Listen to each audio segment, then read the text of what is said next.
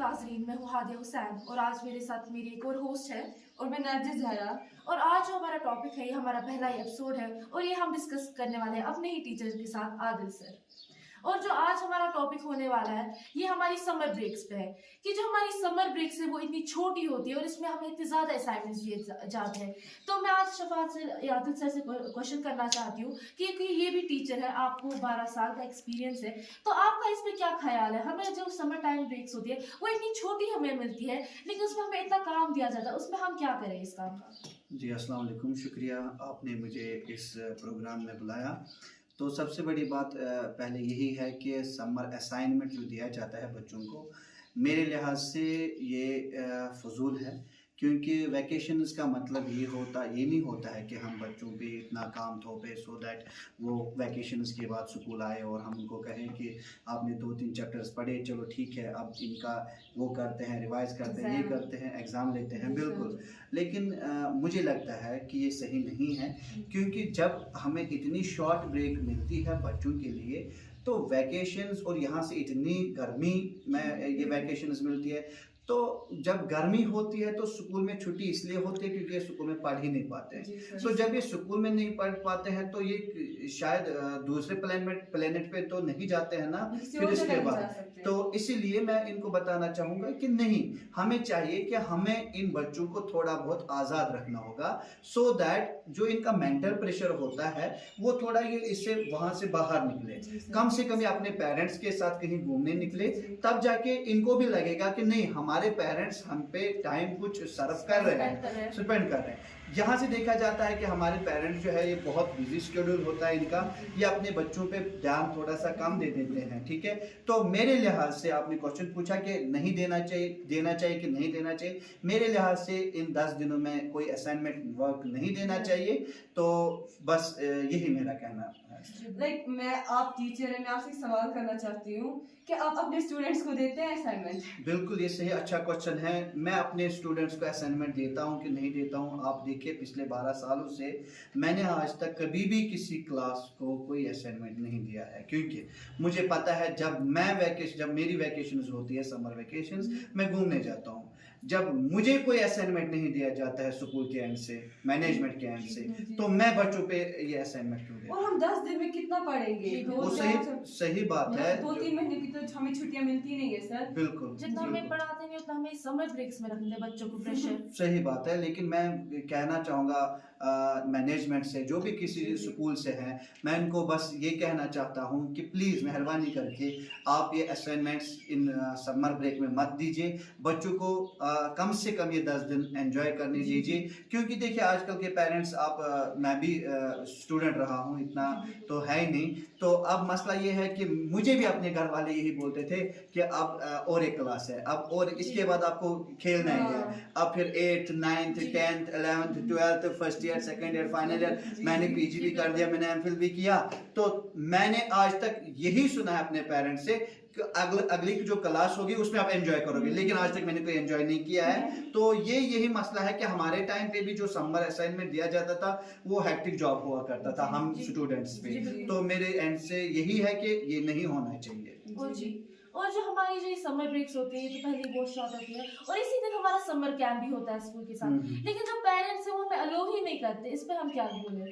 देखिए, हर एक पेरेंट का अलग अलग टेस्ट होता है, तो मसला ये है कि कुछ पेरेंट्स ये भी नहीं बोलेंगे, कंसर्न होता है अपने बच्चों से, तो वो चाहते हैं कि हमारे बच्चे घर में ही रहे, सेफ रहेंगे, क्योंकि वो एक चीज़ से ना वो उनको डर लगता है कि अगर ये कहीं बाहर निकलें तो वहाँ पे क्या होगा, वहाँ पे पानी के साथ ना खेलें, वहाँ पे ये ना हो, चोट ना आए, ठीक है। तो इसी मसले में जो पेरेंट्स है ये थोड़ा बहुत बिल्कुल वो प्रोटेक्ट हो जाते हैं। तो अब ये भी नहीं है कि हम अपने बच्चों को बस अपने घर में ही रखें। तो इस पे मेरा कहना ये है कि जब इनको स्कूल वाले इतनी सिक्योरिटी प्रोवाइड कर रहे हैं, तो क्या मसला है अगर ये कैंप पे जाएंगे? तब अगर ये कैंप पे जाते हैं तो रिफ्रेश हो जाते हैं, क्योंकि ये बच्चों को क्या करते हैं कि नहीं, आपको स्कूल में असाइनमेंट दिया गया है, आप वही कर लीजिए, नहीं जिनको जाना है कैंप वो जाएंगे। लेकिन क्या इस बच्ची को अपने दिमाग में ये नहीं होगा कि वो बच्ची जा रही है, वो बच्ची जा रही है, ये बच्ची जा रही है, मैं क्यों नहीं जाऊंगी? ठीक है, मुझे भी थोड़ा सा रेस्ट चाहिए। अगर अब पेरेंट्स ऐसे हैं अगर उनके पास इतना टाइम तो है नहीं वो इनको अपने साथ ले जाएंगे, कम से कम स्कूल वालों के साथ तो छोड़ सकते हैं ना। तो मैं इन पेरेंट्स से ये कहना चाहता हूँ, मैं नहीं कह रहा हूँ कि आप जोर जबरदस्ती इनको स्कूल के साथ जाने दीजिए, नहीं। अगर आपके पास टाइम है आप अपने बच्चों को 10 दिन या 4 दिन या 5 दिन किसी जगह ले लीजिए, तो उसके बाद उनको भी लगेगा कि नहीं हमारे पेरेंट्स हम पे टाइम सर्व कर रहे हैं, ठीक है। लेकिन ऐसा तो नहीं है कि अब किसी के पास टाइम नहीं होता है, इसलिए वहां पे एक इंस्टीट्यूशन होता है जो स्कूल है, स्कूल इनको सिक्योरिटी प्रोवाइड करता है। तो 2 दिन 1 दिन 3 दिन जाने में क्या हर्ज है। जी बिल्कुल जी। और एक और मेरा सवाल था, क्योंकि जो हमारा समर कैंप होता है बहुत दिन होता है, इसमें बहुत ट्रैकिंग वगैरह होती है, तो बहुत थक जाता है बच्चा। और जब हम वापस आते हैं तो इसी के बाद हमें डेट शीट निकलता है कि आपके एग्जाम्स हो रहे हैं, ये हो रहा है, वो हो रहा है, तो हमें बिल्कुल टाइम प्रिपेयर ही नहीं होता। आप आए होते थके होते, हम कहते कैसे प्रिपेयर कर ले। 1 हफ्ते की तो ब्रेक होनी चाहिए हमें। देखिए जो न्यू एजुकेशन पॉलिसी है ना, अगर आप उस पर नज़र डाल दोगे तो उसमें ज़्यादा एक्टिविटी बेस्ड है ना। हाँ, तो हमें समझना चाहिए, एज अ टीचर मुझे भी समझना चाहिए। सबसे बड़ी बात यह है कि मुझे ये समझना है, अगर मेरे घर में बेटी है, मेरी बेटी है, अगर मैं कोई इंस्टीट्यूशन में ये पढ़ रही है, किसी इंस्टीट्यूशन में ये पढ़ रही है, इसको वहाँ पे असाइनमेंट मिलेगा, ठीक है। तो मैं इसको कह रहा हूँ कि क्या पढ़ेगी ये 2 मिनट के लिए, क्योंकि अगर इसको वैकेशंस मिली तो कम से कम इसको घूमने के लिए निकलना है। तो वैकेशंस का मतलब यही है।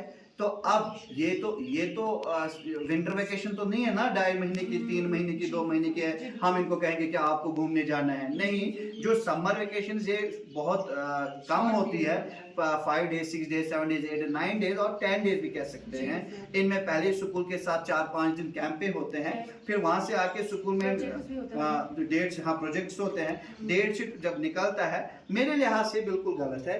डेट शीट कब निकलना चाहिए, जब कैंप से आए 1 हफ्ता कम से कम ब्रेक लगनी चाहिए, उसके बाद अगर ये निकालेंगे भी, क्योंकि वहां से थके हुए होते हैं तो वहां से आके क्या पढ़ेंगे ये। तो फिर से मैं कहना चाहूंगा जो भी हमें देख रहे हैं, बस मैं उनको ये कहना चाहूंगा कि प्लीज मेहरबानी करके जब बच्चों को आप कैंप ले रहे हो या किसी भी जगह घूमने ले रहे हो, तो उसके बाद वहां से आके साथ ही डेट शीट निकालना सही बात नहीं है।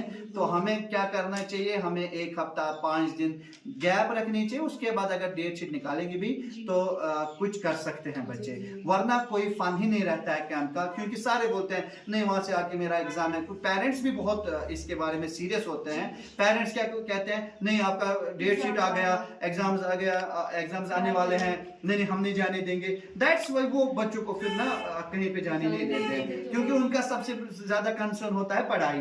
क्योंकि उनको अभी कुछ बच्चे ऐसे हैं, कुछ पेरेंट्स ऐसे हैं जो बच्चों को ना अलाउ नहीं करते हैं अभी भी बाहर। लेकिन मैं चाहता हूं कि अगर स्कूल के साथ हो, इतने वो पूरा दिन एक बच्चा सुबह 8 से लेके शाम के 4 या 5 बजे तक स्कूल में ही होता है। जब वो वहां पे सेफ है, तो इन स्कूल वालों को पता है ना कि हमें बच्चों को दो कैंप पे कैसे सेफ रखना है। हाँ, तो सबसे बड़ी बात यही है कि हमें इस चीज को थोड़ा बहुत, इस डेट शीट को थोड़ा डिले करना चाहिए और बच्चों को थोड़ा सा फ्रीडम प्रोवाइड करना चाहिए, सो दैट इनके जो भी बच्चे हैं ये इस मेंटल प्रेशर से बाहर निकल जाए। जी शुक्रिया आदिल सर, आपने अपने ख्यालों से हमें नवाजा। अब हमारी मुलाकात अगले एपिसोड में होगी, तब तक के लिए अल्लाह हाफिज।